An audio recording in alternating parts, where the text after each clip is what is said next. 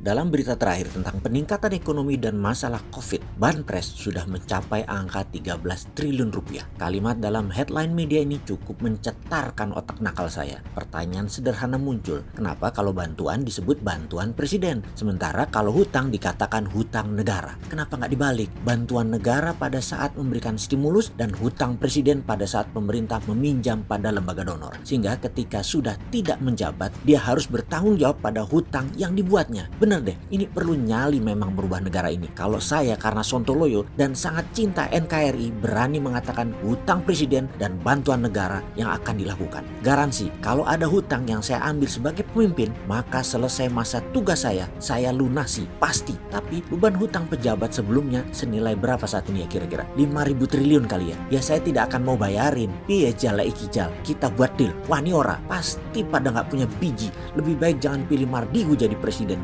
Biar mantan pejabat semua. Tapi tenang, gak akan orang sontoloyo begini dipilih. Saat ini ada buzzer, bukan hanya nyelip di komen, tapi sudah ditarget, dibuat landing page, dibuat channel YouTube, dibuat blog khusus untuk menyerang Bosman. Keren. Ini si sontoloyo mulai diperhitungkan saat ini. Mungkin si Bosman ini adalah sedikit manusia yang dibenci buzzer, tapi dicintai. Kenapa dicintai? Karena anggaran influencer dan buzzer naik drastis khusus untuk menyerang Bosman. Bayangkan kalau sekarang per tahun berapa tuh? 100 miliar ya, lalu naik 150 miliar misalnya. Wih, sontoloyo untuk membungkamnya negara mengeluarkan budget loh. Keren, itu baru namanya kompetisi. Semakin banyak buzzer, itu penting. Artinya kita ditakuti. Singa tua luka ternyata ditakuti. Lumayan buat orang yang mencintai negara dengan cara lain tapi dibilang salah. Lumayan tahu betapa hausnya pejabat sekarang akan berkuasa. Jadi tahu arti demokrasi di Indonesia. Ternyata hanya di bibir. Apa karena banyak pejabat saat ini yang sudah kena Pygmalion syndrome ya?